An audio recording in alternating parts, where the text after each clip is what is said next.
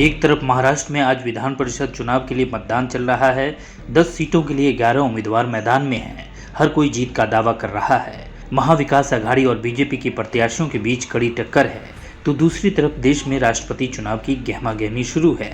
महाराष्ट्र की महाविकास आघाड़ी के संयोजक और राजनीति के चाणक्य शरद पवार ने राष्ट्रपति पद की दौड़ से खुद को अलग कर लिया है। आज की विधान परिषद चुनाव के नतीजों के बाद महाराष्ट्र की राजनीति में भी एक नए चाणक्य का उदय होगा। इस रेस में अजित पवार और देवेंद्र फडणवीस एक दूसरे के प्रतिद्वंदी हैं। वैसे शरद पवार और उनके भतीजे अजित पवार की किस्मत काफ़ी हद तक एक दूसरे से मेल खाती है।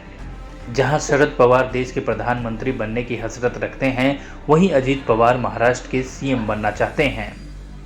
हालांकि लंबे राजनीतिक करियर के बाद भी दोनों के सपने पूरे नहीं हो पाए हैं। अजित पवार को हर बार उप मुख्यमंत्री पद से संतोष करना पड़ रहा है, फिर चाहे कांग्रेस एनसीपी की सरकार रही हो या फिर मौजूदा महाविकास आघाड़ी सरकार रही हो या फिर देवेंद्र फडणवीस के साथ कुछ घंटों का गठबंधन रहा हो। वहीं शरद पवार केंद्रीय कृषि मंत्री और रक्षा मंत्री रह चुके हैं, लेकिन देश का पीएम बनने की उनकी कसक अब भी बाकी है। शरद पवार यह भी जानते हैं कि उनकी ख्वाहिशों की राह इतनी आसान नहीं है। पीएम की रेस में खुद ममता बनर्जी के चंद्रशेखर राव भी शामिल हैं। हालांकि साल 2024 में उन्हें 7 लोक कल्याण मार्ग जाने का मौका नहीं मिलता, तो भी वो महाराष्ट्र की सियासी तालाब की सबसे बड़ी मछली रहना पसंद करेंगे।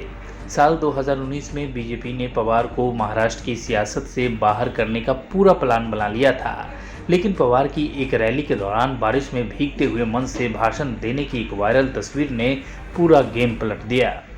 महाराष्ट्र में दम तोड़ती एनसीपी को इस तस्वीर से संजीवनी मिल गई।